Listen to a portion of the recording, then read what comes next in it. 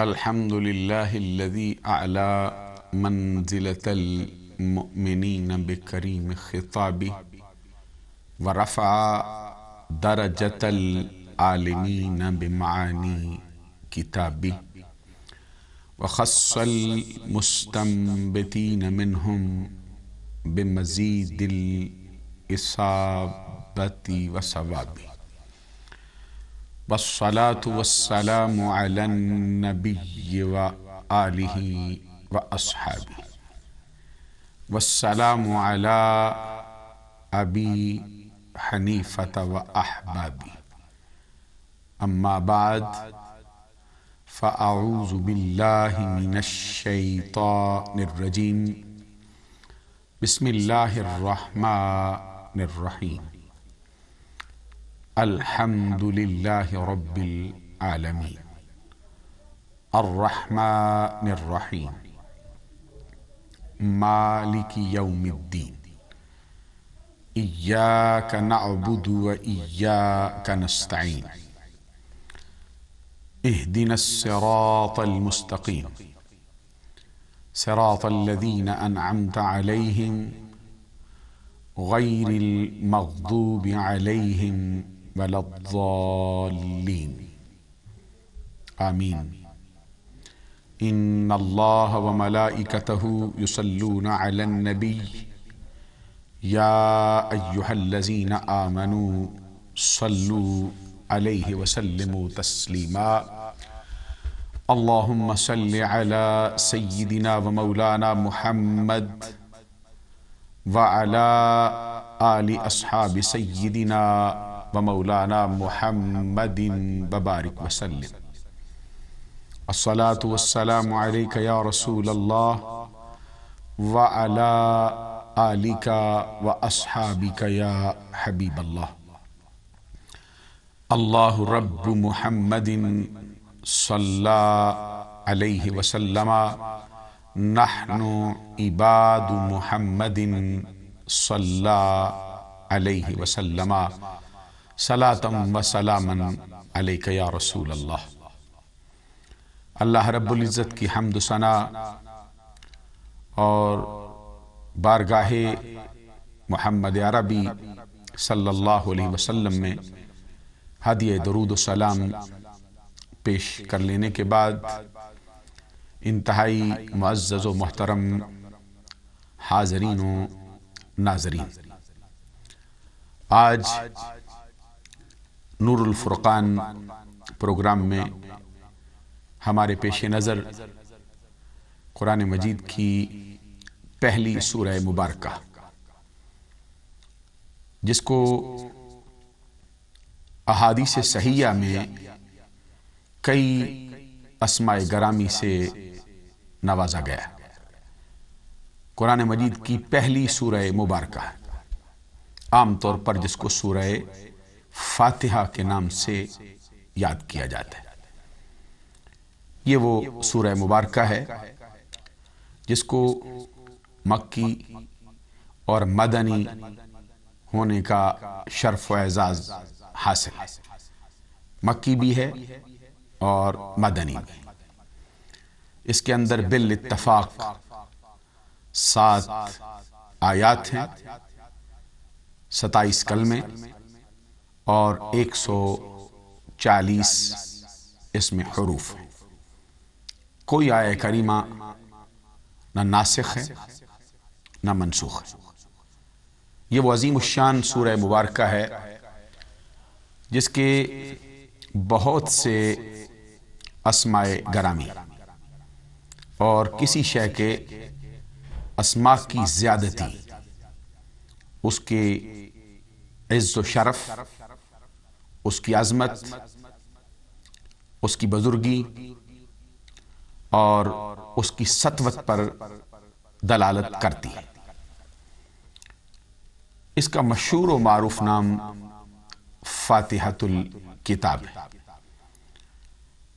اور فاتحۃ الکتاب اس کو اس لیے کہا جاتا ہے کہ خود نبی اکرم صلی اللہ علیہ وسلم نے اپنی زبان اقدس سے اس کو فاتحۃ الکتاب کہا ہے۔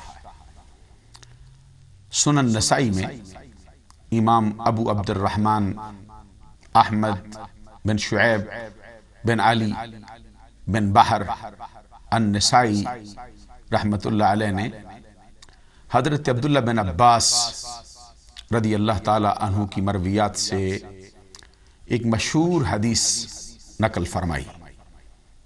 حضرت عبداللہ بن عباس رضی اللہ تعالی عنہ روایت کرتے ہیں کہ ایک مرتبہ سدرہ کے طائر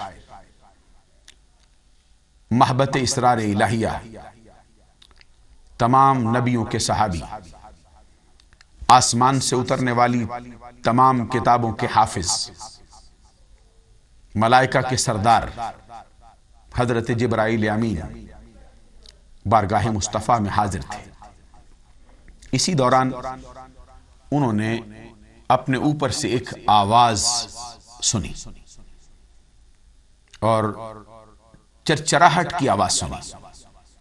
بارگاہ مصطفیٰ میں جبرائیل امین نے عرض کیا، آقا آج آسمانوں کا ایک دروازہ کھولا گیا ہے، اور وہ ایسا دروازہ ہے جو اس سے پہلے کبھی نہیں کھولا گیا، اور ایک فرشتہ آپ کی بارگاہ اقدس میں حاضر ہو رہا ہے، اور وہ فرشتہ ایسا ہے جو آج سے پہلے کبھی زمین پر اترا نہیں۔ حضرت جبرائیل امین نے یہ عرض کیا اور وہ فرشتہ بارگاہ مصطفیٰ میں حاضر ہوا۔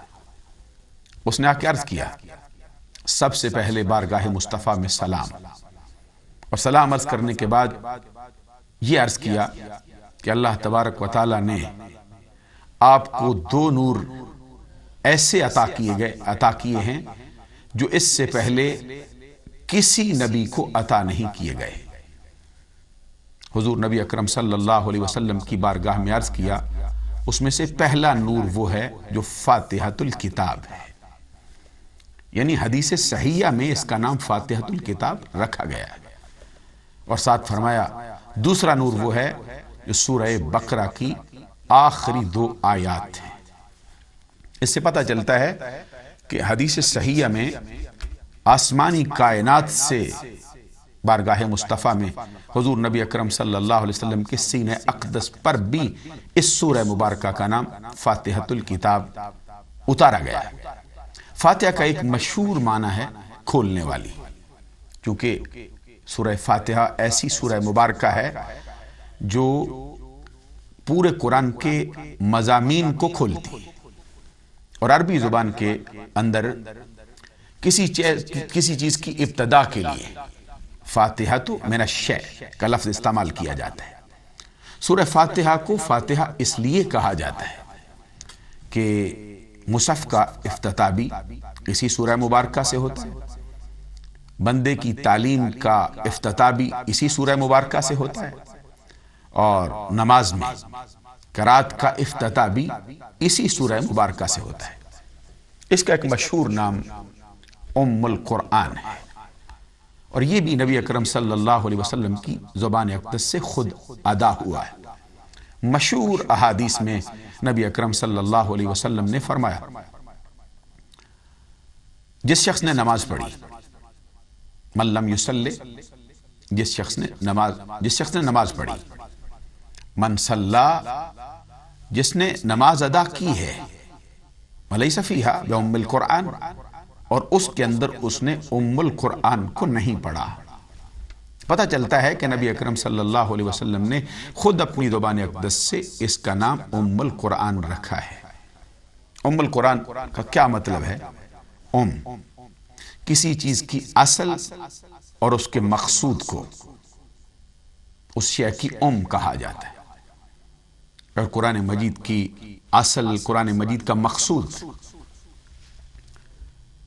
جو ہے اس کو 4 عنوانات پر تقسیم کیا جا سکتا ہے، جس میں الوہیت ہے، جس میں نبوت ہے، قضاء و قدر ہے، الوہیت بھی ہو اور نبوت بھی ہو، قضاء و قدر بھی ہو، اور معاد ہو۔ کیا مطلب ہے؟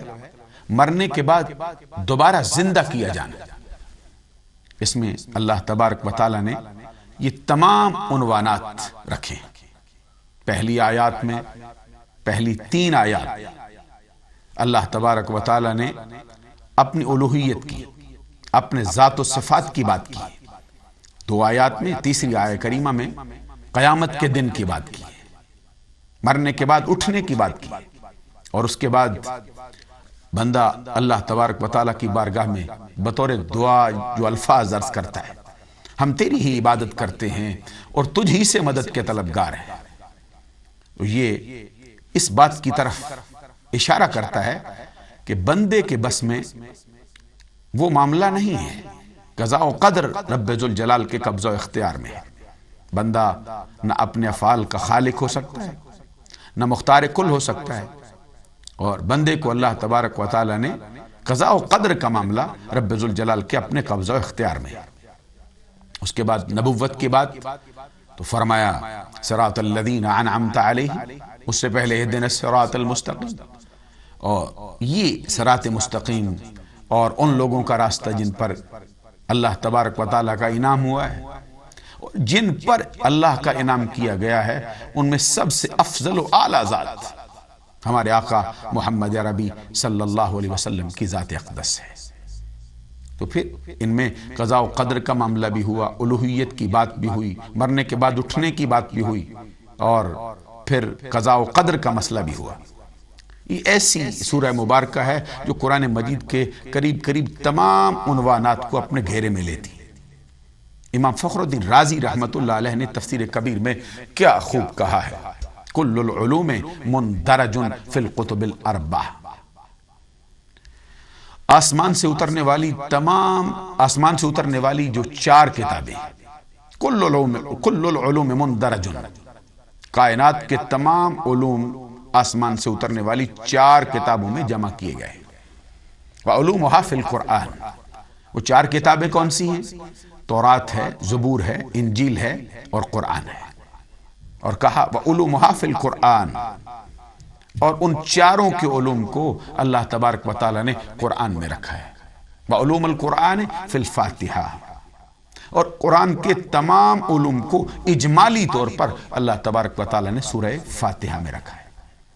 اس اعتبار سے بجا طور پر اس سورہ مبارکہ کو ام القرآن اور ام الکتاب کہا جاتا ہے۔ اور پھر اس کا مشہور نام السبع المثانی۔ سبع المثانی کا کیا مطلب ہے؟ 7 مثانی کا معنی یہ ہے ایسی 7 آیات جو بار بار پڑھی جاتی ہیں، جو دہرائی جاتی ہیں۔ خود قرآن مجید میں اللہ تبارک و تعالیٰ کا فرمان ہے وَلَقَدْ آتَيْنَاكَ سَبْعًا مِّنَ الْمَثَانِي وَالْقُرْآنَ الْعَظِيمِ، بے شک اے نبی، بے شک ہم نے آپ کو 7 مثانی عطا فرمائی، 7 آیتیں عطا کی ہیں جو دہرائی جاتی ہیں، اور عظمتوں والا قرآن عطا کیا ہے۔ پھر اس سورہ مبارکہ کا ایک مشہور نام سورۃ الشفا ہے، اور خود حدیث میں نبی اکرم صلی اللہ علیہ وسلم کا فرمان ہے کہ یہ سورہ مبارکہ ایسی سورت ہے جس کے اندر ہر بیماری کی شفا ہے۔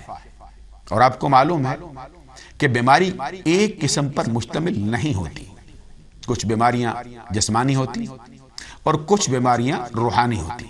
قرآن مجید میں بھی اللہ تبارک و تعالیٰ نے منافقین کا تذکرہ کرتے ہوئے کہا کہ ان کے دل میں روگ ہے، ان کے دلوں میں مرض ہے، بیماری ہے، فی قلوبہم مرض، اور وہ بیماری کم نہیں ہوتی، فزادہم اللہ مرضا، وہ بیماری تو مسلسل بڑھتی رہتی ہے۔ جن کے دل میں نفاق کا روگ پیدا ہو گیا ہے وہ کم نہیں ہوتا، بڑھتا ہی جاتا ہے۔ پتہ چلتا ہے کچھ بیماریاں ایسی ہیں جو جسمانی ہیں، کچھ بیماریاں ایسی ہیں جو روحانی ہیں۔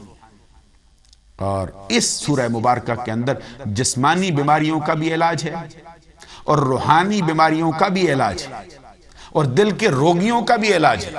اگر خلوص نیت سے اس کی طرف بڑھ جائیں تو اللہ تبارک و تعالیٰ اس سورہ مبارکہ کی برکت سے ان کے دلوں کا روگ دور کر دیتا ہے۔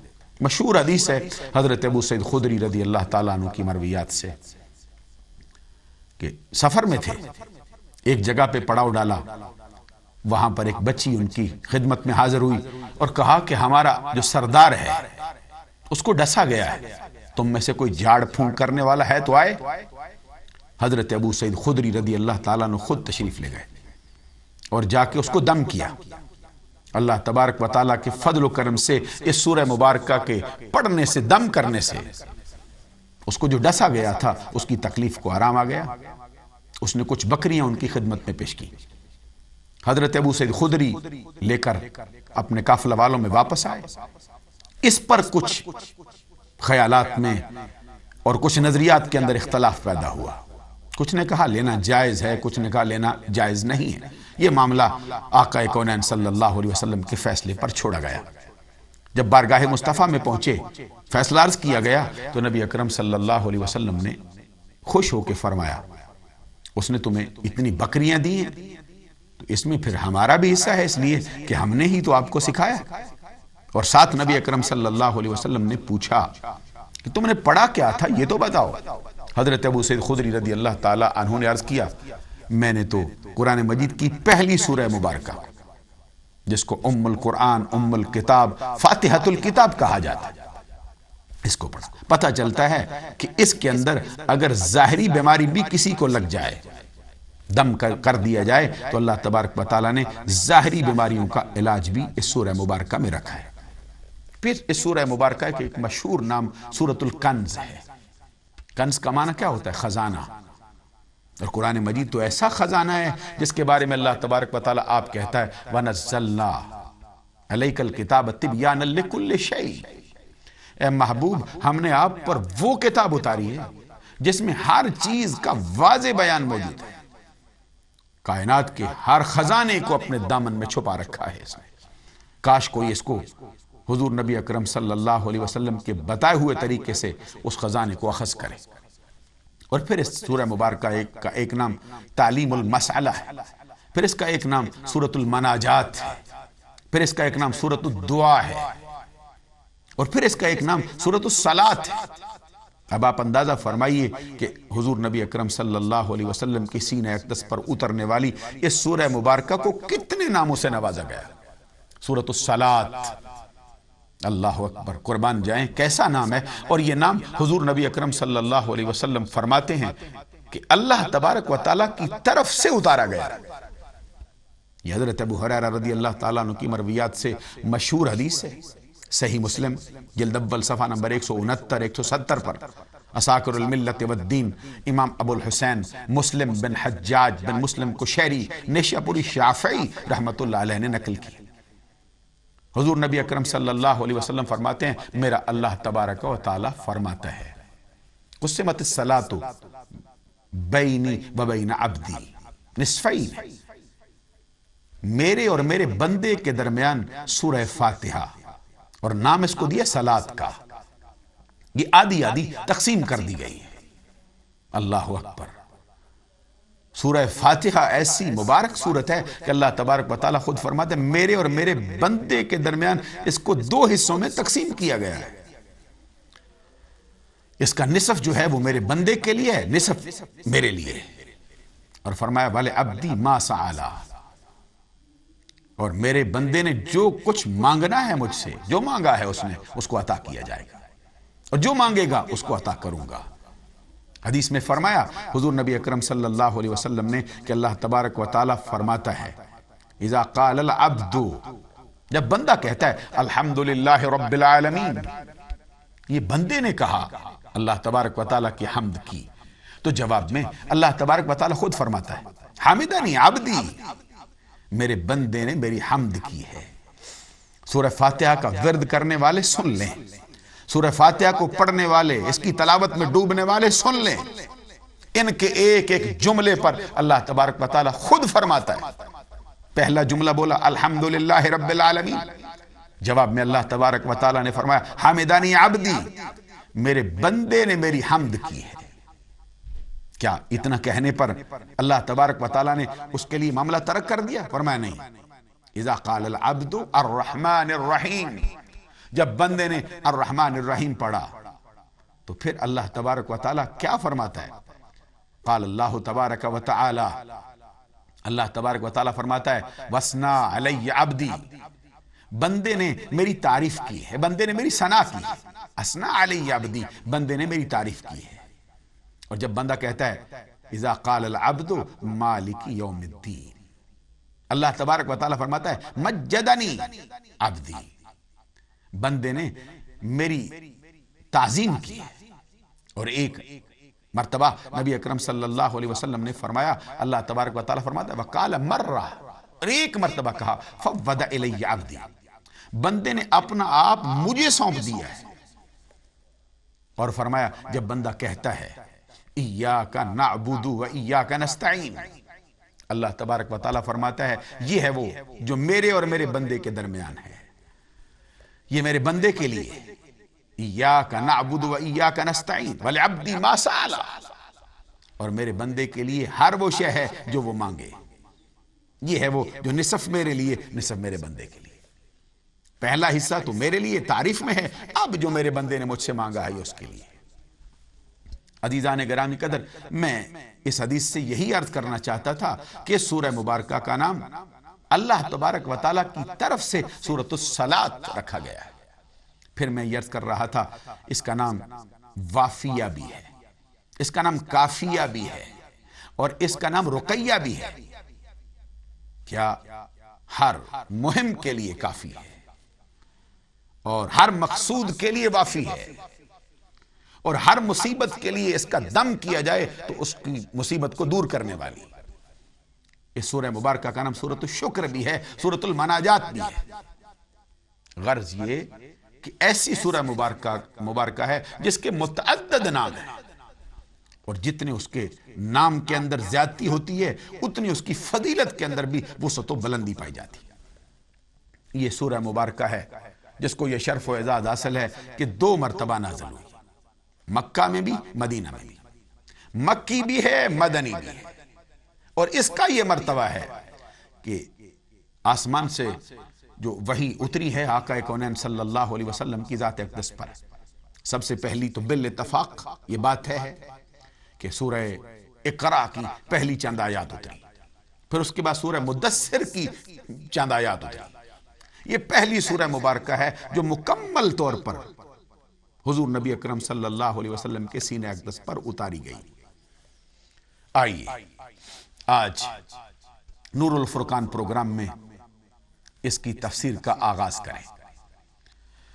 سب سے پہلے اللہ تبارک و تعالیٰ نے فرمایا کہ اس انداز کے ساتھ اللہ تبارک و تعالیٰ کے کلام کو، اللہ تبارک و تعالیٰ کی نام کا تذکرہ کرو، اور اس انداز کے ساتھ اللہ تبارک و تعالیٰ کی بارگاہ میں شکریہ ادا کرتے ہوئے یہ الفاظ کہے جائیں۔ وہ الفاظ کیا ہیں جو ہر سورت کے آغاز میں رکھے گئے، جس کو تسمیہ کہا جاتا ہے۔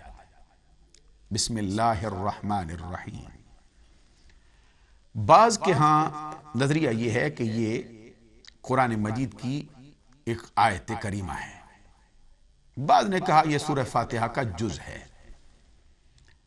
اور بالاتفاق یہ بات ہے کہ سورہ نمل کی آیت کریمہ کا ایک حصہ ہے، انہو من سلیمان و انہو بسم اللہ الرحمن الرحیم۔ یہ بسم اللہ الرحمن الرحیم سورہ نمل کی پوری آیت نہیں ہے بلکہ آیت کریمہ کا حصہ ہے، اور حناف کے ہاں اس کی 7 آیات ہیں بالاتفاق۔ امت محمدیہ میں کوئی اس کا منکر نہیں ہے۔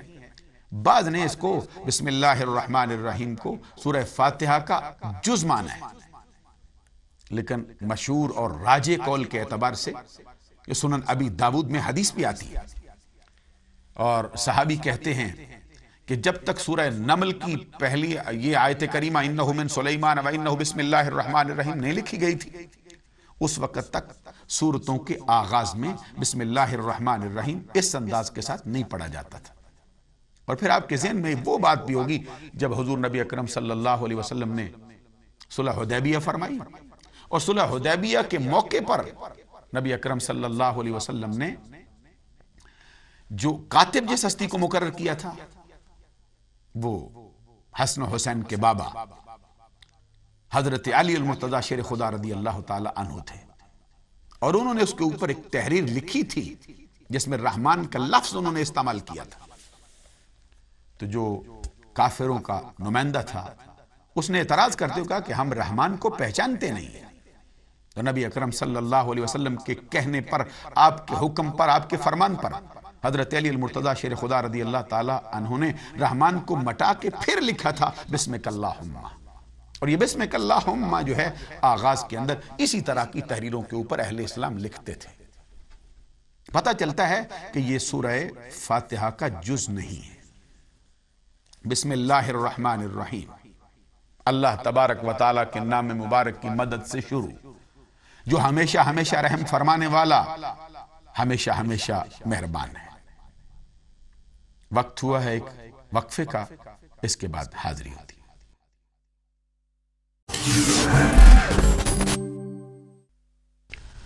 بسم اللہ الرحمن الرحیم۔ معزز و محترم ناظرین و سامعین، میری معروضات سورہ فاتحہ کے حوالے سے آپ کی خدمت میں پیش ہو رہی ہیں۔ میں یہ عرض کر رہا تھا بسم اللہ الرحمن الرحیم، یہ تسمیہ ہے، اس کا معنی اور اس کا مفہوم عام طور پر جو ہمارے ہاں کیا جاتا ہے وہ یہ ہے اللہ تبارک و تعالیٰ کے نام سے شروع، جو ہمیشہ ہمیشہ رحم فرمانے والا، ہمیشہ ہمیشہ مہربان ہے۔ یہ بسم اللہ کی جو با ہے، عربی زبان میں متعدد معنوں کو یہ با گھیرتی ہے۔ مشہور اس کے جو معنی ہیں استعانت، زائدہ، الصاق، ظرفیت، قسم، مصاحبت، تقابل، متعدی۔ یہاں پر ایک قول یہ ہے کہ یہ با استعانت کی ہے۔ استعانت کا کیا مطلب ہے؟ یہ اون سے ماخوذ ہے، جس کا معنی استعانت کا ہوگا مدد چاہنا۔ اگر یہ با استعانت کی ہو تو معنی اس طرح کریں گے، اللہ تبارک و تعالیٰ کے نام مبارک کی مدد سے شروع، جو ہمیشہ ہمیشہ رحم فرمانے والا، ہمیشہ ہمیشہ مہربان ہے۔ یہاں پر اللہ تبارک و تعالیٰ کے نام مبارک کی مدد سے، اللہ سے نہیں، اللہ کے نام سے۔ کیسی بات ہے؟ پتہ چلتا ہے کہ بسم اللہ الرحمن الرحیم کے اندر بھی یہ بات چھپی بیٹھی ہے۔ بسم اللہ الرحمن الرحیم کی با بھی یہ بتاتی ہے کہ اللہ کے علاوہ اللہ کے نام سے بھی مدد مانگنا جائز ہو سکتا ہے۔ کیوں؟ اس لیے کہ اللہ تبارک و تعالیٰ کا جو نام ہے وہ اللہ تبارک و تعالیٰ کی ذات پر دلالت و رہنمائی کرتا ہے۔ تو جو نام اللہ تبارک و تعالیٰ کی ذات پر، اس کی صفات پر دلالت و رہنمائی کرتا ہے، اس سے مدد مانگنا جائز ہے۔ تو اللہ کے وہ برگزیدہ نبی، برگزیدہ پیغمبر جو اس کی ذات اور صفات پر دلالت کرتے ہیں، ان سے مدد مانگنا جائز کیوں نہیں ہوگا؟ پھر بعض کا یہ نظریہ ہے کہ یہ با جو ہے وہ مصاحبت کے لیے، اللہ کے نام سے شروع، اللہ کے نام کو ساتھ ملاتے ہوئے شروع، جس طرح کہ عام طور پر اس کا معنی کیا جاتا ہے۔ اور بعض کے ہاں جو با ہے وہ تیمن کی ہے، اللہ تبارک و تعالیٰ کے نام سے برکت حاصل کرتے ہوئے۔ اور پھر اللہ تبارک و تعالیٰ کی ذات کے لیے جو نام استعمال ہوا ہے، اس کو اس میں جلالت کہتے ہیں۔ لفظ اللہ، یہ نحو کا جو مشہور امام گزرا ہے سیبویہ، اس کے بارے میں یہ بات مشہور ہے کہ جب ان کا انتقال ہو گیا، انتقال کے بعد کسی شخص کو خواب میں ملے، اس نے پوچھا ما فعل اللہ بک یا امام، اے ہمارے رہنما بتائیے اللہ نے آپ کے ساتھ کیا سلوک کیا؟ کہتے ہیں اللہ تبارک و تعالیٰ نے اپنے فضل سے، اپنے احسان سے، اپنی مہربانی سے بخش دیا ہے۔ کہتے ہیں کس وجہ سے بخشے گئے ہو، کیا سبب ہوا ہے؟ سیبویہ نے کہا کہ میں وہ ہوں جس نے اسم اللہ کو، لفظ اللہ کو اس میں جلالت کہا تھا، اور محققین کے ہاں بطور تعظیم اللہ تبارک و تعالیٰ کے نام کو ہمیشہ اس میں جلالت سے ہی تعبیر کیا جاتا ہے۔ اور اس میں جلالت جو ہے اس پر بڑا کلام ہے۔ اللہ علم لذات الواجب الوجود المستجمع لجمیع صفات الکمال۔ اللہ علم ہے، اللہ نام ہے، کس ذات کا؟ جو ذات واجب الوجود ہے، جس کے اندر تمام صفات کمال جمع ہے۔ اللہ تبارک و تعالیٰ کے لیے یہ خاص نام ہے جو اس کی ذات پر دلالت کرتا ہے۔ اور پھر اس کے بعد الرحمن ہے، الرحیم ہے، صفت مشبہ ہے۔ تو جو صفت مشبہ ہو ہر حال ہر گھڑی اس میں پائی جاتی ہے، اس لیے معنی میں نے یہ عرض کیا، ہمیشہ ہمیشہ رحم فرمانے والا، ہمیشہ ہمیشہ مہربان ہے۔ الحمدللہ رب العالمین، سورہ فاتحہ کا آغاز اس آیہ کریمہ سے ہوتا ہے۔ اور یہاں پر میں ایک دلچسپی کی بات بھی آپ کی خدمت میں عرض کرنا چاہتا ہوں۔ بہت سی احادیث میں لکھا ہے کہ جب یہ سورہ فاتحہ نازل ہوئی تو شیطان بہت رویا، اس نے چیخو پکار کی، اس نے اپنے سر میں گرد و غبار ڈالا، اور بعض کتابوں میں تو آتا ہے کہ ابلیس زندگی میں 4 مرتبہ رویا ہے۔ امام سہیلی لکھتے ہیں ان ابلیس لعنہ اللہ رن 4 رنات، بے شک ابلیس لعین، جس پر اللہ تبارک و تعالیٰ کی پھٹکار ہو، اللہ کی لعنت ہو، وہ زندگی میں 4 مرتبہ رویا ہے۔ کس کس مقام پر؟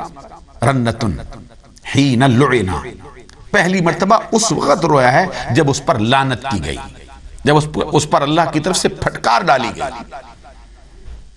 رنتن حین اہبتا، دوسری مرتبہ اس وقت رویا ہے جب اس کو راندہ درگاہ قرار دینے کے بعد زمین پر پھینک دیا گیا، اس کے جو مقامات سے اس کو نیچے گرا دیا گیا۔ ورنتن حین ولد رسول اللہ صلی اللہ علیہ وسلم، تیسری مرتبہ شیطان اس وقت رویا ہے جب ہمارے پیارے آقا فخر آدم و بنی آدم، نور مجسم، شفیع معظم، خلیفۃ اللہ الاعظم، حبیب کبریاء، احمد مجتبی، محمد مصطفیٰ علیہ تحیۃ والثناء وصلی اللہ علیہ وسلم کی ولادت باسعادت ہوئی۔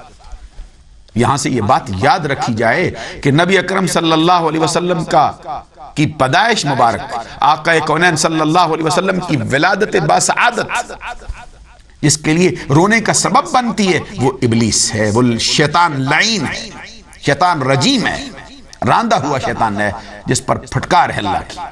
تیسری مرتبہ اس وقت رویا، اور چوتھی مرتبہ ورنتن حین انزلت فاتحۃ الکتاب، چوتھی مرتبہ اس وقت شیطان رویا ہے، اس نے چیخو پکار کی جب اللہ تبارک و تعالیٰ نے سورہ فاتحہ کو نازل کر دیا۔ پتہ چلتا ہے یہ ایسی سورہ مبارکہ ہے جو شیطان کے لیے چیخو پکار کا سبب بن رہی، جو شیطان کے لیے ناکامی اور نامرادی کا سبب بننے والی۔ جو اس سورہ مبارکہ کا ورد کرتے ہیں، اللہ تبارک و تعالیٰ ان کو شیطان کے حملوں سے بچاتا ہے۔ اور بسم اللہ الرحمن الرحیم کے متعلق حضرت نبی اکرم صلی اللہ علیہ وسلم کے پیارے صحابی، فقیہ امت، صاحب النالین والسواک والغسل، حضرت عبداللہ بن مسعود فرماتے ہیں جو چاہتا ہے کہ وہ دوزخ کے جو 19 فرشتے ہیں جن کو اللہ تبارک و تعالیٰ نے جہنم پر مامور کیا ہے، ان سے محفوظ رہے، ان سے بچے، اس کو چاہیے کہ بسم اللہ الرحمن الرحیم کا ورد کرتا رہے، اس لیے کہ بسم اللہ الرحمن الرحیم کے اندر بھی 19 حروف ہیں۔ ان 19 حرفوں کی برکت سے اللہ تبارک و تعالیٰ اس کو شیطان کے 19 فرشتوں کے پکڑنے سے اور ان کی دست برد سے محفوظ رکھے گا۔ آئیے، الحمدللہ رب العالمین کیا مطلب ہے؟ تمام حمدیں اللہ تبارک و تعالیٰ کے لیے جو تمام جہانوں کو پالنے والا ہے، تمام تعریفیں اللہ کے لیے جو تمام جہانوں کا مالک ہے، تمام تعریفیں اللہ تبارک و تعالیٰ کے لیے جو تمام جہانوں کو مرتبہ کمال تک پہنچانے والا ہے۔ حمد، اس کے اوپر الف لام ہے، 2 قول ہیں اس کے بارے میں۔ ایک قول یہ ہے کہ الف لام استغراق کا ہے، دوسرا قول یہ ہے کہ الف لام جنسی ہے۔ اگر استغراق کا ہو پھر اس کا معنی کیا ہے؟ اگر جنسی ہو پھر اس کا معنی کیا ہے؟ اگر الف لام استغراق کے لیے ہو تو پھر اس کا معنی یہ ہے کہ ہر حمد کرنے والے کی حمد ہر زمانے کے اندر اللہ ہی کے لیے خاص ہے۔ اور اگر جنسی ہو تو پھر معنی یہ ہے کہ حمد کی جتنی اقسام ہو سکتی وہ اللہ تبارک و تعالیٰ کا ہی حق ہے۔ حمد کی جو ماہیت اور حقیقت ہے اس کا مالک رب ذوالجلال آپ ہے۔ اب حمد کیا ہوتی ہے؟ اس کے متعلق بعض محققین نے کہا الحمد هو الثناء باللسان علی الجمیل الاختیاری نعمتا کان او غیرہا۔ حمد کس کو کہا جاتا ہے؟ کسی خوبی پر بطور تعظیم کسی کی ثنا کرنا، چاہے وہ نعمت کے بدلے میں ہو یا نعمت کے بغیر، یہ حمد کہلاتا ہے۔ اور یہ حمد جو ہے یہ ذم یا مذمت کی ضد ہے۔ اس کا ایک معنی الحمدللہ، الشکر للہ، اللہ تبارک و تعالیٰ کا شکر ہے، اللہ تبارک و تعالیٰ کی حمد ہے۔ کیوں؟ یہ جو للہ ہے، تمام حمد ہے۔ اللام جو ہے یہ عربی زبان کے اندر عام طور پر اس کے جو مشہور معنی ہیں 5 ہیں۔ اختصاص ہے، معاقبت ہے، علت ہے، قسم ہے، زائدہ ہے۔ تو یہاں پہ فرمایا یہ خاص، تمام تعریفیں اللہ تبارک و تعالیٰ کے لیے ہی خاص ہے، یا پھر لا ملکیت کا بھی ہو سکتا ہے۔ تمام حمدوں کا مالک خود رب ذوالجلال آپ ہے۔ اور وہ رب ذوالجلال کون ہے؟ تمام حمدوں کا جو مالک ہے، تمام حمدیں جس کے لیے خاص ہیں، رب العالمین۔ وہ اپنی حمد اس لیے نہیں کروا رہا کہ وہ اس کا حقدار نہیں ہے، بلکہ فرمایا وہی تو اس کا حق رکھتا ہے۔ رب العالمین، تمام جہانوں کو مرتبہ کمال تک پہنچانے والا ہے۔ عالمین یہ جمع ہے کس کی؟ عالم کی۔ اور عالم علم سے ماخوذ ہے۔ اس پر بھی جو الف لام آیا ہے، جمع کے اوپر جب بھی الف لام آئے استغراق کا ہی فائدہ دیتا ہے۔ اور علم کا معنی نشانی ہوتا ہے، علامت ہوتا ہے۔ تو کائنات کی ہر شے اس کے خالق ہونے پر، کائنات کی ہر شے اس کی ربوبیت پر دال ہے، رہنمائی کرتی، اس کی نشانی ہے کہ اللہ تبارک و تعالیٰ نے ہی ہم کو بنایا ہے۔ اب یہاں پہ میں یہ عرض کرنا چاہتا ہوں، رب جس کا مطلب یہ ہے مالک ہے، میں نے یہ معنی کیا مرتبہ کمال تک پہنچانے والا ہے۔ مرتبہ کمال تک وہ کیسے پہنچاتا ہے؟ اب دیکھیے، زمین کا ایک دانہ، کسان گندم کا ایک دانہ بیج زمین میں بوتا ہے۔ آپ کو معلوم ہے کہ جو کوئی چیز زمین پہ گرائی جائے، اکثر طور پر ہمارے مشاہدے میں یہ بات آتی ہے کہ وہ ضائع ہو جاتی ہے، لیکن اللہ تبارک و تعالیٰ نے زمین کو اس طرح امانت دار بنایا ہے۔ اور اللہ تبارک و تعالیٰ کی حکمت کا معاملہ دیکھیے کیا ہے۔ وہ بیج زمین کے اندر رکھا جاتا ہے، اب اگر وہ اللہ تبارک و تعالیٰ کی حکمت نہ ہو تو چاروں طرف سے پھٹ سکتا ہے، اوپر سے بھی، نیچے سے بھی، دائیں سے بھی، بائیں سے بھی، شش جہات سے پھٹ سکتا ہے۔ لیکن اللہ تبارک و تعالیٰ کی حکمت ایسی ہے، وہ مرتبہ کمال تک اس بیج کو ایسے پہنچاتا ہے، نہ وہ دائیں سے پھٹتا ہے نہ بائیں سے پھٹتا ہے، نہ وہ شمالن جنوبن پھٹتا ہے، نہ شرقن غربن پھٹتا ہے، نہ طول و عرض سے پھٹتا ہے، بلکہ یا اوپر سے پھٹتا ہے یا نیچے سے پھٹتا ہے۔ اور ابھی دیکھیے کومپل جو زمین کا سخت سینہ چیرتی ہے، اس کا اپنا حال کیا ہے؟ نرم و نازک کومپل ہے، زمین کے سخت سینے کو چیر کے باہر نکلتی ہے۔ اب جیسے ہی باہر نکلتی ہے، اس کو تباہ و برباد کرنے کے لیے بارش کا ایک چھینٹا کافی، دھوپ کی ایک جھلک سے وہ مر جا سکتا ہے، ہوا کا ایک جھونکا اس کو جڑ سے اکھاڑ کے رکھ سکتا ہے۔ لیکن اللہ تبارک و تعالیٰ کی حکمت کا حال دیکھیے کیا ہے، وہ کس طرح مرتبہ کمال تک اس کو پہنچاتا ہے۔ وہ کومپل جو بالکل ہلکی سی ہے، نرم و نازک سی، کوئی جانور بھی چلتا ہوا اس کو کھا سکتا ہے، کسی پرندے کا پاؤں بھی آ جائے اس کو تباہ کر سکتا ہے، لیکن اللہ تبارک و تعالیٰ ہر شے سے اس کو بچاتا ہے، ہوا کے تھپیڑوں سے بھی بچاتا ہے، اور جلسا دینے والی دھوپ سے بھی اس کو بچاتا ہے، سردی گرمی بارش سے، طوفان باد و باران سے اس کو بچاتا ہے۔ دیکھتے دیکھتے وہ کومپل جو ہے وہ تناور درخت میں تبدیل ہوتی، اس کا تنا نکلتا ہے، مضبوط تنا ہوتا ہے، تنے کے اوپر پھر شاخیں بنتی، شاخوں کے اوپر پھر پتے نکلتے، پتوں پر پھر پھول لگ جاتے، اور پھول کے اندر پھر پھل لگ جاتا ہے، پھل کے اندر پھر رس پیدا ہو جاتا ہے، اور کبھی اس کا مغز بنتا ہے، اس کے اوپر کبھی چھلکا آ جاتا ہے، اس چھلکے کے اندر، چھلکے میں پھر مغز ہوتا ہے، مغز میں پھر جو ہے وہ روغن باقاعدہ طور پہ ہوتا ہے۔ دیکھیے کس طرح ایک چھوٹا سا بیج تھا جس کو اللہ تبارک و تعالیٰ نے اس کو اوپر سے پھوڑا، زمین سے باہر نکالا اور پورا تناور درخت بن گیا۔ ایک بیج سے کس طرح تناور درخت بنا ہے؟ اوپر سے نکلا تھا درخت بنا ہے، نیچے سے نکلتا ہے کیا کرتا ہے؟ بالکل عین اس کی سیر میں اس کے نیچے سے دوسری طرف سے پھٹتا ہے تو جڑ بنتی ہے۔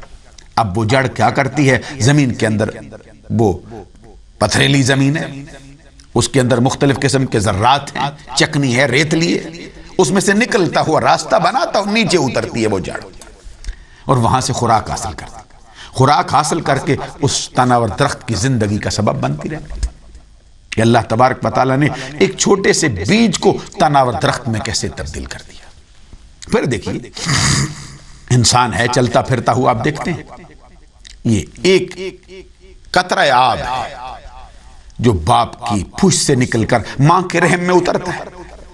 اللہ تبارک و تعالیٰ نے ماں کے رحم کو امین بنایا، اب کچھ عرصہ تک اسی طرح رہتا ہے، پھر وہ علقہ بنتا ہے، وہ جمع ہوا خون بنتا ہے، پھر وہ علقہ، اس کے بعد پھر لوتھڑا بنتا ہے، اور لوتھڑے کے اندر پھر اس کے متناسب اعضاء بنائے جاتے ہیں، اس کے اندر ہڈیاں اترتی ہیں، پھر اللہ تبارک و تعالیٰ اس کو انسانی شکل عطا کرتا ہے، اور پھر اس کے اندر آنکھ کو پیدا کرتا ہے، اس کے اندر کان کو پیدا کرتا ہے، اس کے اندر زبان کو پیدا کرتا ہے، مناسب اعضاء سے مخصوص دورانیاں گزرنے کے بعد پھر بچے کی پیدائش ہوتی ہے، اور پیدائش ہو جانے کے بعد اللہ تبارک و تعالیٰ نے ماں باپ کے ذہن کے اندر، ماں باپ کے دل میں جو محبت رکھی ہے اس بچے کے لیے، وہ خود اس کو سردی سے گرمی سے بچاتا ہے، اور اس کے پیدا جب وہ ماں کے پیٹ میں تھا تو اس کی خوراک کا انتظام بھی ماں کے جسم سے ہی کر دیا۔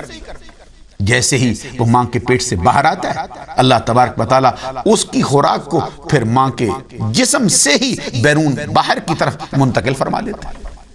پہلے وہ بچہ ہے، چلنے پھرنے کے قابل نہیں، پھر چلتا ہے، پھر آہستہ آہستہ وہ لڑکنا شروع کرتا ہے، بیٹھنے کے قابل ہو جاتا ہے، پھر چار زانوؤں پہ چلتا ہے، پھر آہستہ آہستہ کسی چیز کا سہارا لے کے کھڑا ہوتا ہے، اپنے عدید و اقارب کو پہچاننے لگتا ہے، آنکھ ٹھہرتی ہے، پھر ذہن میں بات اترتی ہے، بولنا آ جاتا ہے، پھر وہی ہے، کبھی لڑکپن میں ہوتا ہے، کبھی بچپن میں ہوتا ہے، کبھی شباب میں آ جاتا ہے، پھر ایک طاقتور انسان بن جاتا ہے۔ اسی لیے اللہ تبارک و تعالیٰ کے لیے فرمایا گیا کہ وہ مرتبہ کمال تک پہنچانے والا ہے۔ قرآن مجید کے کئی مقامات پر اللہ تبارک و تعالیٰ نے اپنی ذات کے لیے یا رب العالمین کا لفظ استعمال کیا ہے۔ اب میں یہ عرض کرنا چاہتا ہوں وہ جو تمام جہانوں کا پالنے والا ہے اس کی شان کیا ہے؟ الرحمن الرحیم، اور رحمان ہے، رحیم ہے۔ یہ رحمان اور رحیم رحمت سے ہے، اور رحمت اس رقت قلب کو کہتے ہیں جس کا تقاضا یہ ہے کہ مرحوم پر رحم کیا جائے۔ جب اس کی نسبت اللہ تبارک و تعالیٰ کی طرف کی جائے تو پھر اس کا معنی یہ ہے فضل و احسان۔ اللہ تبارک و تعالیٰ اپنے بندوں پہ خاص مہربانی فرماتا ہے۔ رحمان پوری کائنات پہ حاوی ہے، اس کی رحمت، اور یہ بھی ایک قول ہے اس کا مشہور کہ رحمان یا رحمان الدنیا و رحیم الآخرہ۔ اللہ تبارک و تعالیٰ اس دنیا میں کافروں پر، مومنوں پر، ماننے والوں پر، نہ ماننے والوں پر، سب پر مہربان ہے، اور اللہ تبارک و تعالیٰ رحیم ہے۔ اس کی رحمت کا جو خاص مظاہرہ ہوگا وہ قیامت کے دن اللہ تبارک و تعالیٰ اپنے خاص بندوں کو اور اپنے اطاعت گزار بندوں پہ جو مہربانی فرمائے گا، رحمان بھی ہے، رحیم بھی ہے۔ اور پھر اگلی اس کی شان کیا ہے؟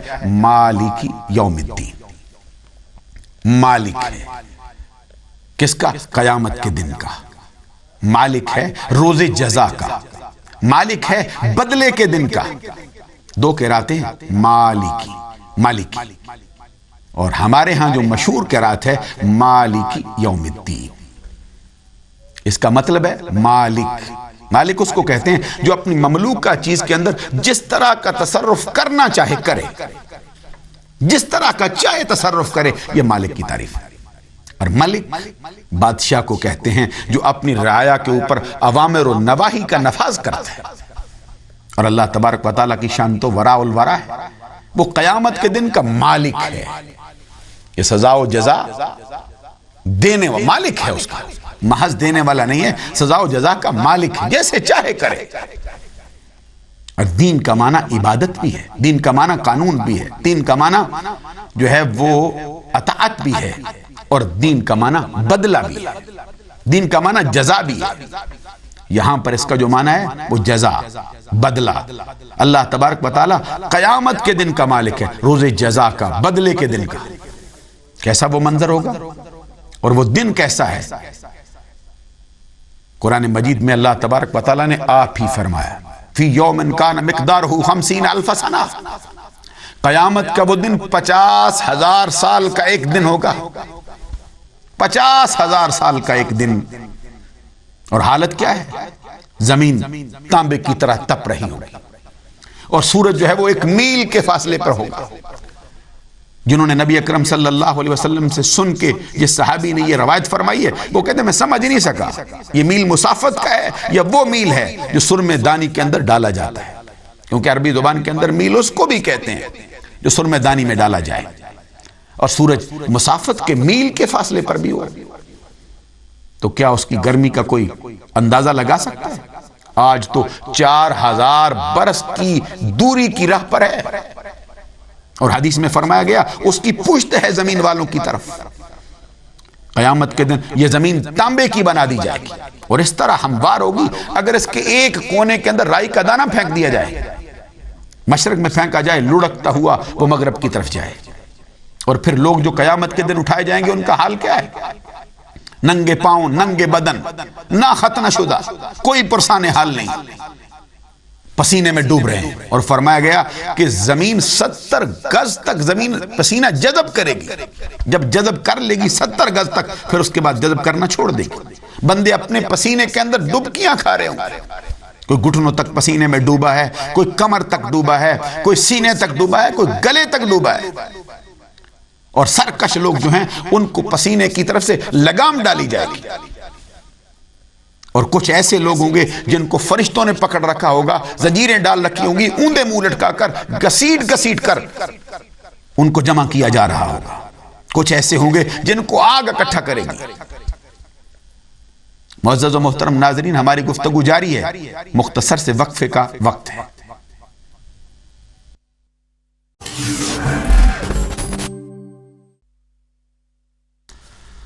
بسم اللہ الرحمن الرحیم.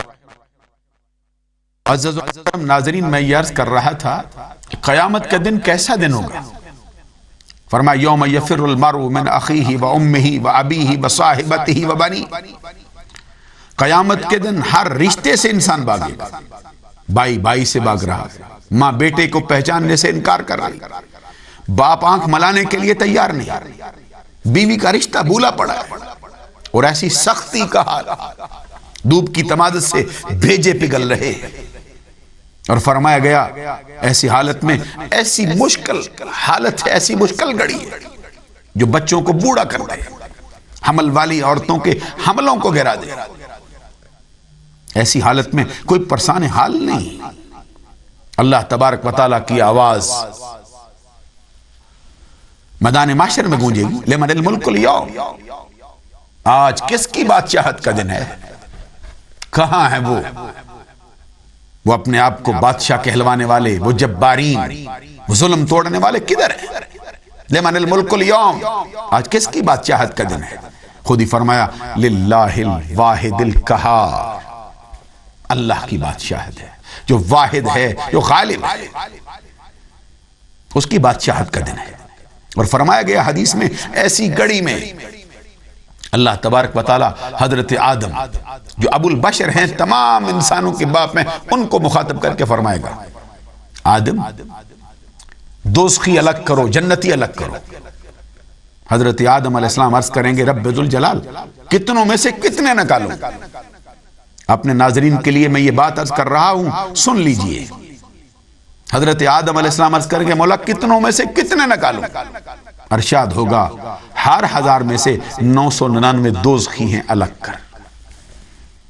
اندازہ فرما لیجئے قیامت کے دن کی سختی کا حال کیا ہے. اور یہ ایک دن، 2 دن، 3 دن، 2 گھڑی، 4 گھڑی کی بات نہیں، 50,000 سال کا ایک دن. مالک یوم الدین، قیامت کے دن کا مالک ہے. اور کیسا دن ہے؟ قرآن مجید میں خود فرمایا القاریۃ ما القاریہ وما ادراک ما القاریہ یوم یکون الناس کالفراش المبثوث وتکون الجبال کالعہن المنفوش. کھڑکھڑانے والی، وہ کھڑکھڑانے والی کیا ہے؟ تم کو کیا معلوم ہے کہ وہ کھڑکھڑانے والی، دل ہلا دینے والی کیا ہے؟ یوم یکون الناس کالفراش المبثوث، اس دن انسان ایسے ہوں گے جیسے بکھرے ہوئے پتنگے. وَتَكُونُ الْجِبَالُ كَالْعِهْنِ الْمَنْفُوشِ، اور پہاڑ ایسے ہوں گے جیسے دھن کی ہوئی رنگین اون. فرمایا فَأَمَّا مَنْ ثَقُلَتْ مَوَازِينُهُ فَهُوَ فِي عِيشَةٍ رَاضِيَةٍ، اس دن جس کے اعمال کے وزن باری ہوں گے، جس کی نیکیاں زیادہ ہوں گی، وہ اپنی من پسند زندگی میں ہوگا. وَأَمَّا مَنْ خَفَّتْ مَوَازِينُهُ فَأُمُّهُ هَاوِيَةٌ، اور جس کے اعمال کے وزن ہلکے ہوں گے اس کے لیے ہاویہ ہے. وما ادراک ما ہی، تمہیں کیا معلوم ہے کہ ہاویہ کیا ہے؟ نار حامیہ، وہ تو جلا دینے والی آگ. اور فرمایا فمن یعمل مثقال ذرۃ خیرا یرہ ومن یعمل مثقال ذرۃ شرا یرہ، جس نے ذرہ بھر نیکی کی ہوگی اس کی جزا پائے گا، اور جس نے ذرہ بھر برائی کی ہوگی اس کی سزا پائے گا. قیامت کا وہ دن، اس سے کوئی بچ نہیں سکتا. 50,000 سال کا ایک دن. میں اختصار کے ساتھ اپنی گفتگو آپ کی خدمت میں عرض کرنا چاہتا ہوں. نبی اکرم صلی اللہ علیہ وسلم سے پوچھا گیا، آقا کونین صلی اللہ علیہ وسلم نے فرمایا میری امت پہ رب اتنا مہربان ہے، مومنین پر اتنا مہربان ہو جائے گا، وہ اتنے کثیر لمبے وقت کو اتنی تھوڑی سی مدت میں گزارے گا جتنی فرض نماز کے اندر وقت لگتا ہے اس سے بھی تھوڑا کر کے گزار دے گا. حضور نبی اکرم صلی اللہ علیہ وسلم امت پر مہربان ہو جائیں تو پھر یہ خوشخبری سناتے ہیں اس قیامت کے دن کے لیے. کچھ باتیں ہیں یہاں پہ کرنے والی، لیکن میں بہت تفصیل کے ساتھ گفتگو آپ کی خدمت عالیہ میں نہیں کر سکتا ہوں. اس کے بعد ہے قرآن مجید کا جملہ ایاک نعبد و ایاک نستعین. یہ ہے وہ جس کے لیے اللہ تبارک و تعالیٰ فرماتا ھذا بینی و بین عبدی ولعبدی ما سأل، یہ ہے میرے اور میرے بندے کے درمیان، اور میرے بندے کے لیے وہ ہے جو اس نے مانگا. یہ ایاکا، یہ ضمیر منصوب منفصل ہے. ضمیر منصوب منفصل وہ ہوتی ہے جو محل نسب میں واقع اور اپنے عامل سے متصل نہ ہو. اس کا معنی کیا ہے؟ خاص تیری ہی ہم عبادت کرتے، تیرے سوا کسی کی عبادت کے قائل ہم نہیں، خاص تجھی سے، تجھی کو پوجتے ہیں، تیری عبادت کرتے ہیں، اور خاص تجھی سے ہم مدد چاہتے ہیں. اللہ تبارک و تعالیٰ کے سوا کسی کو عبادت کے لائق نہ سمجھتے ہیں، نہ سمجھیں گے، اور نہ سمجھنے کا ارادہ ہے. اللہ تبارک و تعالیٰ کے سوا کوئی عبادت کے لائق نہیں ہے. اللہ تبارک و تعالیٰ کے فضل و کرم سے اہل اسلام کے ہاں یہ نظریہ من حیث القوم کسی جگہ پر بھی نہیں پایا جاتا ہے کہ اللہ کے سوا کسی اور کو عبادت کے لائق سمجھا جائے. بعض نے یہ کہا ہے کہ تعظیمی سجدہ، جو لوگ اس کے قائل ہیں ان سے بھی عرض کرتا ہوں وہ بھی سن لیں. تعظیم کا سجدہ بھی حضور نبی اکرم صلی اللہ علیہ وسلم نے اپنی زبان اقدس سے حرام قرار دیا ہے. عبادت کا سجدہ کرنے سے، عبادت کا خیال آنے سے، عبادت کا کسی کو لائق سمجھنے سے ہی بندہ دائرہ اسلام سے خارج ہو جاتا ہے. عبادت اعتقاد الوہیت کے ساتھ کسی کی تعظیم کرنا عبادت کہلاتا ہے. اور محققین کہتے ہیں اقصا غایت الخضوع والتذلل، انتہا درجے کا خضوع اور انتہا درجے کی انکساری کا نام عبادت ہے. اللہ تبارک و تعالیٰ کے سوا کسی کو عبادت کے لائق نہیں سمجھتے. وَإِيَّاكَ نَسْتَعِينُ، اور خاص تجھ ہی سے ہم مدد چاہتے ہیں. اللہ تبارک و تعالیٰ کے سوا کسی کو حقیقی مستعان حقیقی نہیں سمجھتے. باقی رہ گئی یہ بات کہ اللہ تبارک و تعالیٰ نے اپنی قدرت کے مظاہر بنائے، اور اس کی حکمت یہ ہے کہ اپنے کائنات کا جو نظام ہے اس کو اسباب کے ساتھ اس نے مربوط کیا ہے. آنکھ کے ذریعے سے بندے کو دکھاتا ہے، کان کے ذریعے سے بندوں کو سناتا ہے، زبان کے ذریعے سے بندے کو بولنے کی قوت عطا کی. آنکھ کے بغیر بندے کے پاس بصارت نہیں ہے، کان کے بغیر بندے کے پاس سماعت نہیں ہے، زبان کے بغیر بندے کے پاس قوت گویا ہی نہیں ہے۔ مبادا اس آیہ کریمہ کو پڑھ کر کسی کے دھوکے میں آتے ہوئے بندہ یہ سمجھے کہ بے علم ہے، اب کسی کے پاس علم حاصل کرنے کے لیے استاد کی خدمت میں جانے کی ضرورت نہیں۔ اللہ تبارک و تعالیٰ نے اپنی کائنات کا نظام جو ہے اس کو اسباب کے ساتھ مربوط کر دیا ہے۔ علم حاصل کرنے کی ضرورت ہے، استاد کی خدمت میں شاگرد بن کے بیٹھ جاتے، بیمار ہو گئے ہیں ڈاکٹر کے پاس جاتے، ظلم ہوتا ہے انصاف کے لیے داد حاصل کرنے کے لیے حاکم کے پاس جاتے، کوئی اور مشکل آن پڑی ہے جس کا حل ظاہری طور پر نظر نہیں آتا، پھر اللہ تبارک و تعالیٰ کے برگزیدہ بندوں کے پاس جاتے۔ وہ کہتے کیا لینے جاتے ہو ان کے پاس؟ ہم کہتے ہیں ڈاکٹروں کے پاس کیا لینے جاتے ہو؟ کہتے ہیں دوا لینے جاتے ہیں۔ میں کہتا ہوں دوا لینے جاتے ہو، ڈاکٹروں سے شفا کون دیتا ہے؟ کہتے ہیں اللہ۔ میں کہتا ہوں کہ جب دوا یہ ڈاکٹر دیتے ہیں تو شفا رب ذوالجلال دیتا ہے۔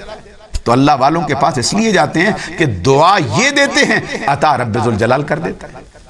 اور قرآن مجید کی دوسری آیات بھی دیکھ لیجئے کہ مجازی طور پر مدد جو ہے وہ اللہ تبارک و تعالیٰ کی مخلوق سے حاصل کی جا سکتی ہے، کیونکہ سورہ مائدہ میں اللہ تبارک و تعالیٰ آپ کہتا ہے وَتَعَاوَنُوا عَلَى الْبِرِّ وَالتَّقْوَىٰ وَلَا تَعَاوَنُوا عَلَى الْإِثْمِ وَالْعُدْوَانِ، نیکی اور پرہیزگاری کے کاموں میں ایک دوسرے کی مدد کرو۔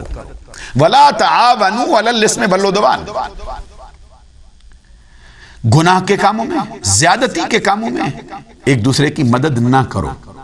اگر کسی سے مدد کرنا جائز ہی نہیں، مدد کی نہیں جا سکتی، تو اللہ تبارک و تعالیٰ کو کیا پڑی ہے کہ کہتا رہے تعاونوا علی البر والتقوی ولا تعاونوا علی الاثم والعدوان۔ پھر ایک مقام پہ فرمایا انما ولیکم اللہ ورسولہ والذین آمنوا الذین یقیمون الصلاۃ ویؤتون الزکاۃ وہم راکعون۔ حقیقت یہ ہے اللہ تمہارا مددگار ہے، اور اللہ کی عطا سے اس کا رسول تمہارا مددگار ہے۔ اور پھر والذین آمنوا الذین یقیمون الصلاۃ ویؤتون الزکاۃ وہم راکعون، ایمان لانے والے، نماز قائم کرنے والے، زکوٰۃ ادا کرنے والے، با جماعت نماز پڑھنے والے ایک دوسرے مومنوں کے مددگار ہیں، تمہارے مددگار ہیں۔ اور ایک مقام پر اللہ تبارک و تعالیٰ نے اس کا تذکرہ سورہ تحریم میں اس انداز کے ساتھ کیا ان اللہ هو مولاہ وجبریل وصالح المؤمنین والملائکۃ بعد ذلک ظہیر۔ یہ اللہ تبارک و تعالیٰ کا قرآن کہتا ہے اللہ تمہارا مددگار ہے، اس میں کیا شک ہے؟ ان اللہ هو مولاہ وجبریل، اور اللہ تبارک و تعالیٰ کی عطا سے پھر جبریل بھی تمہارا مددگار ہے، اور جبریل پر بھی بس نہیں کیا وصالح المؤمنین، اور ایمان والوں میں سے نیکوکار بھی تمہارے مددگار ہیں، یہاں پر بھی بس نہیں بل ملائکۃ بعد ذلک ظہیر، اور اس کے بعد فرشتے بھی تمہاری مدد پر ہیں۔ قرآن مجید کی ایک اور آیہ کریمہ میں آپ کے سامنے رکھنا چاہتا ہوں تاکہ پتہ چل جائے کہ مجازی طور پر اللہ تبارک و تعالیٰ نے مدد کے جو مراکز ہیں وہ بنائے ہیں۔ فرماتا ہے اللہ تبارک ما لکم لا تقاتلون، ارے تمہیں کیا ہو گیا ہے، تم کیوں نہیں لڑتے ہو؟ والمستضعفین من الرجال والنساء والولدان، ان لوگوں کے لیے جو ضعیف ہیں، مردوں میں سے، عورتوں میں سے، بچوں میں سے، بچوں کے لیے نہیں لڑتے ہو، کیا ہو گیا ہے تم کو؟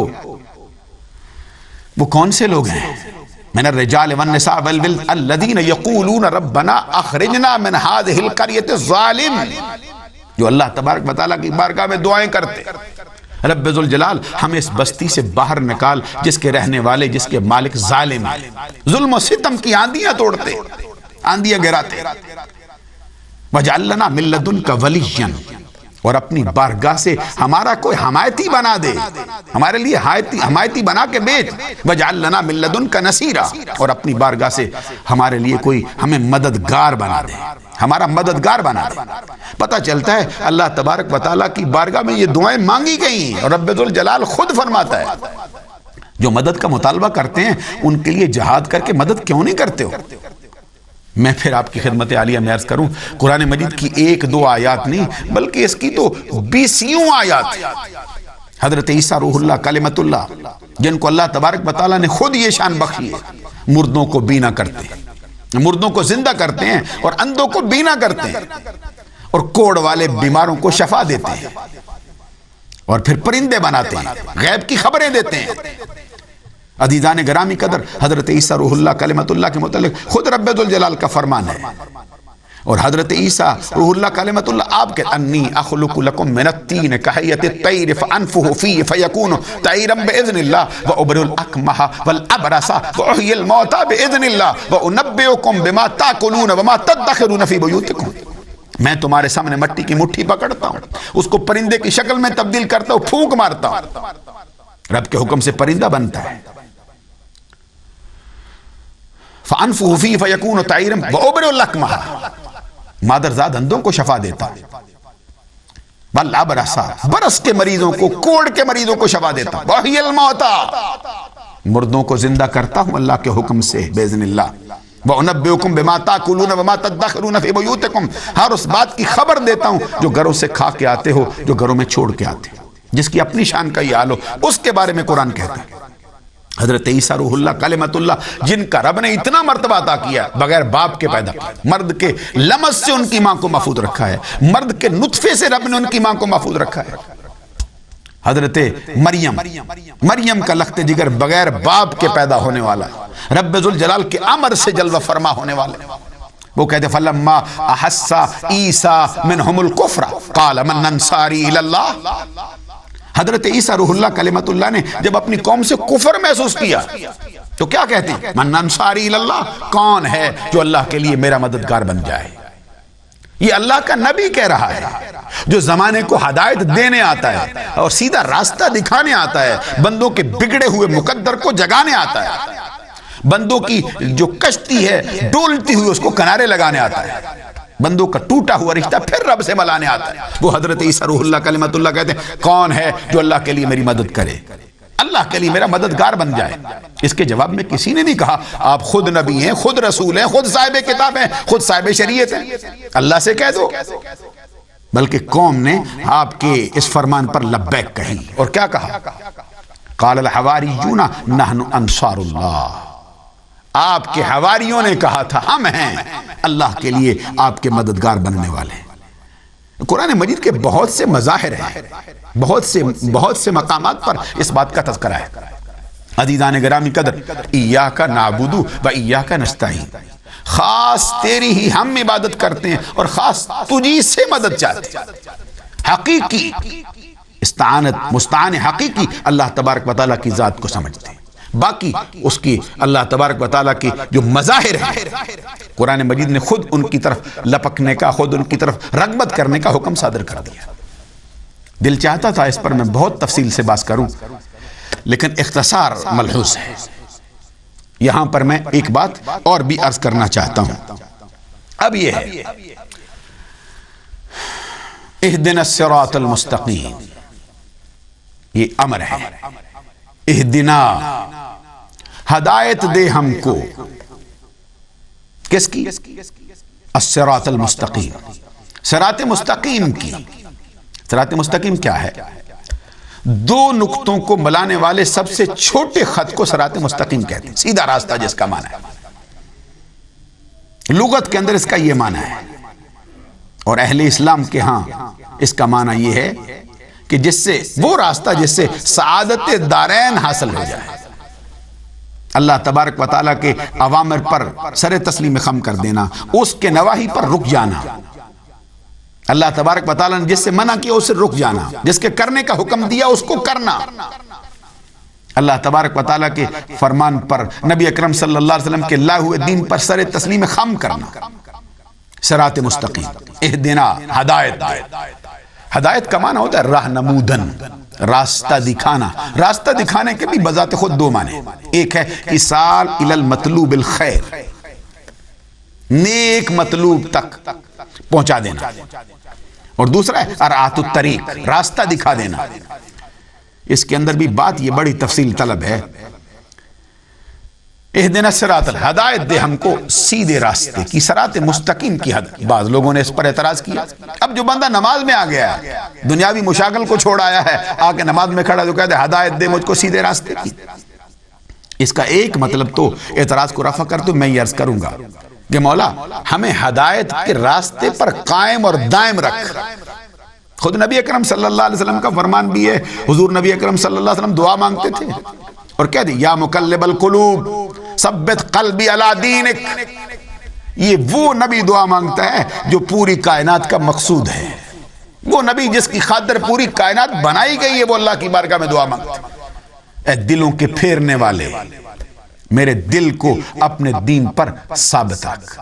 اور قرآن مجید میں فرمایا ربنا لا تزغ قلوبنا بعد اذ ہدیتنا، اے رب ذوالجلال ہدایت دینے کے بعد ہمارے دل کو ٹیڑھا نہ کر دینا، ہمارے دلوں کو ٹیڑھا نہ کر دینا۔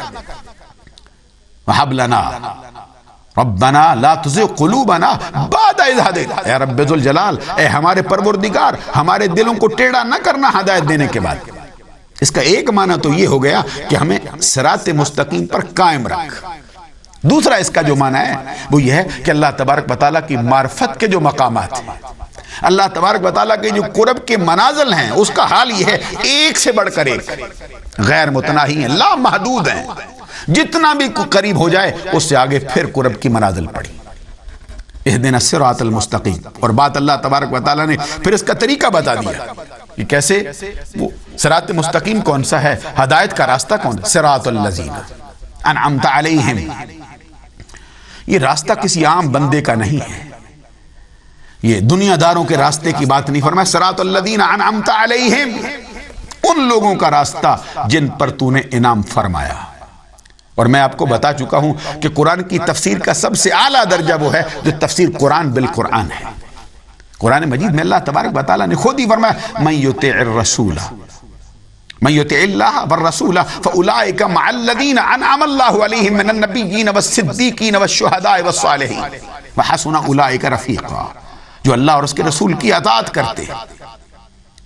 فاولئک مع الذین انعم اللہ، یہی وہ لوگ ہیں جن کو اللہ تبارک و تعالیٰ معیت عطا کرے گا۔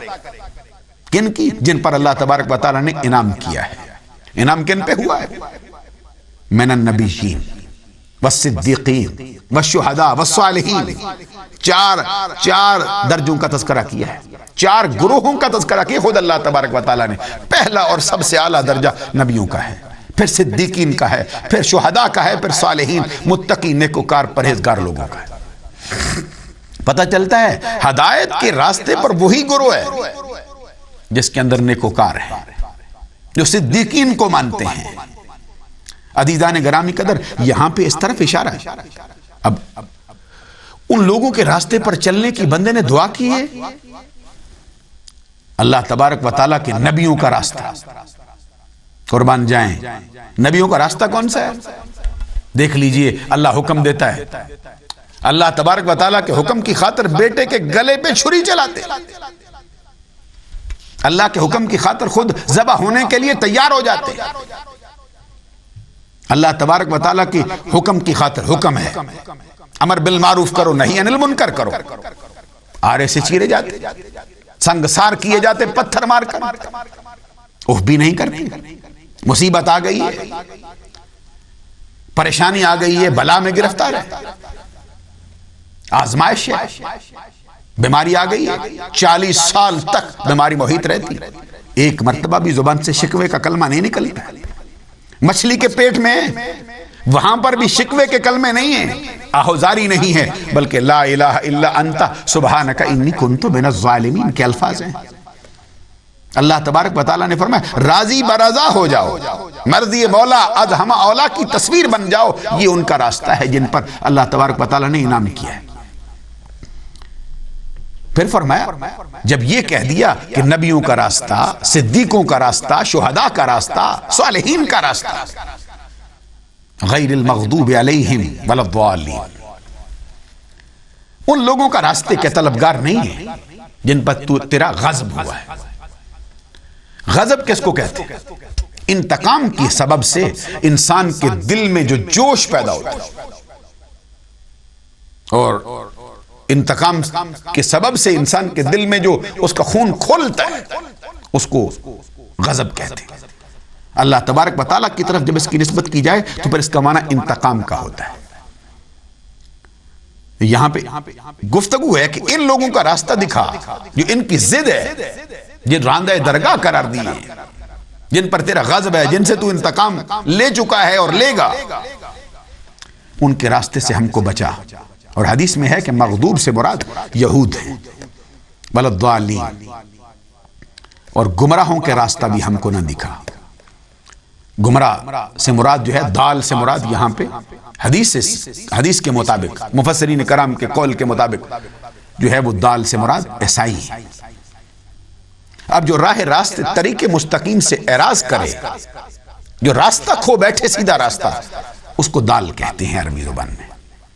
یہ سورہ مبارکہ ہے جو بندوں کو بطور تعلیم عطا کی گئی ہے کہ اللہ تبارک و تعالیٰ کی بارگاہ سے اس طرح حاضر ہو کے دعا مانگو، اور اس کے بعد فرمایا آمین۔ یہ قرآن مجید کا حصہ نہیں، نبی اکرم صلی اللہ علیہ وسلم کا اپنا فرمان ہے۔ اس کا معنی کیا ہوتا ہے؟ دعا کے معنوں میں استعمال ہوتا ہے۔ اس کا معنی قبول فرما، رب ذوالجلال جو دعا کی گئی ہے اس کو قبول فرما۔ اب یہاں پر ایک دو باتیں بھی ہیں جو میں مسائل کے طور پہ آپ کی خدمت میں عرض کرنا چاہتا ہوں۔ اختصار ملحوظ تھا، وگرنہ میں دو چار باتیں بڑی تفصیل سے آپ کی خدمت میں عرض کرتا ہوں۔ اب نماز کے اندر جب ہم نے آمین کہنی ہے تو کیسے کہیں گے؟ سنیے، امام بخاری رحمت اللہ علیہ کی روایت کردہ حدیث ہے، نبی اکرم صلی اللہ علیہ وسلم کے، امام مسلم نے بھی نقل کی، دیگر محدثین نے بھی نقل کی، نبی اکرم صلی اللہ علیہ وسلم نے فرمایا اذا قال الامام غیر المغضوب علیہم ولا الضالین، جب امام نماز پڑھاتے ہو غیر المغضوب علیہم ولا الضالین کہتے فقولوا آمین، تم آمین کہو، فإنه من وافق قول الملائکہ قوله قول الملائکہ غفر له ما تقدم من ذنبہ، اور جس کی آمین ملائکہ کی آمین کے کہنے کے مطابق موافقت کر گئی، اس کی زندگی کے تمام گناہ بخش دیے گئے، اس کی گزری ہوئی زندگی کے گناہوں پر معافی کا قلم پھیر دیا گیا۔ اب دیکھیے، اونچی آواز سے آمین کہا جائے گا، آہستہ آواز سے؟ قرآن مجید نے کہا ادعوا ربکم تضرعا وخفیا، اللہ تبارک و تعالیٰ کی بارگاہ میں دعا مانگو گڑ گڑاتے ہوئے آہستہ، اور ساتھ فرمایا حد سے نہ بڑھو، لا يحب المعتدین، اللہ تبارک و تعالیٰ حد سے بڑھنے والوں کو پسند نہیں کرتا، سورۃ الاعراف میں۔ اور یہ جو امام ترمذی نے حدیث نقل کی ہے جس میں نبی اکرم صلی اللہ علیہ وسلم کی طرف سے خفض بها صوتہ، اور فرمایا ھذا حدیث صحیح، جامع ترمذی میں حدیث ہے کہ نبی اکرم صلی اللہ علیہ وسلم کہ ہاں جب آمین کہی جاتی تھی تو آہستہ آواز کے ساتھ۔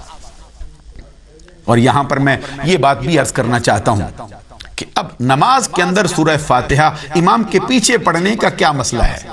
مشہور حدیث ہے حضرت جابر بن عبداللہ رضی اللہ تعالی عنہما کی مرویات سے، حضور نبی اکرم صلی اللہ علیہ وسلم نے فرمایا قال قال رسول اللہ صلی اللہ علیہ وسلم من صلی خلف الامام، جس شخص نے امام کے پیچھے نماز پڑھی ہے،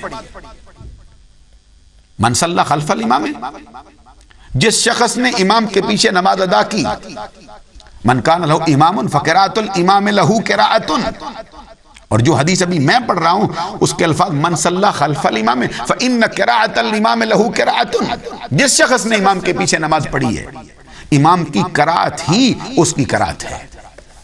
یہ جو ہے حدیث مسند یہ موطا امام محمد میں بھی ہے، یہ حدیث جو ہے وہ یہ سنن الکبریٰ امام بہقی میں بھی ہے، اور یہ حدیث اور بھی حدیث کی بہت سی کتابوں کے اندر موجود ہے۔ اور ایک حدیث میں آپ کو اور آپ کی خدمت عالیہ میں عرض کرنا چاہتا ہوں اس موضوع پر۔ حضرت جابر بن عبداللہ رضی اللہ تعالیٰ عنہ روایت کرتے کہ نبی اکرم صلی اللہ علیہ وسلم نے فرمایا جس شخص نے نماز پڑھی من لم یقرأ فیہا بأم القرآن، جس شخص نے نماز پڑھی ہے اور اس کے اندر ام القرآن کو نہیں پڑھا، فلم یصلی، گویا کہ اس نے نماز پڑھی ہی نہیں ہے، الا ان یکون وراء الامام، مگر یہ کہ وہ شخص امام کے پیچھے ہو۔ پتہ چلتا ہے اکیلا بندہ نماز پڑھتا ہو اگر سورۃ فاتحہ نہ پڑھے تو اس کے لیے حکم ہے، امام کے پیچھے پڑھے۔ نبی اکرم صلی اللہ علیہ وسلم کے پیارے صحابی اور خانوادہ اہل بیت اطہار کے عظیم فرد حضرت علی المرتضیٰ شیر خدا رضی اللہ تعالیٰ عنہ کے بارے میں مشہور ہے، ان سے پوچھا گیا کہ امام کے پیچھے قرات کرے، آپ نے فرمایا فلا صلاۃ لہ، اس کی تو نماز ہی نہیں، مصنف عبد الرزاق میں حدیث ہے۔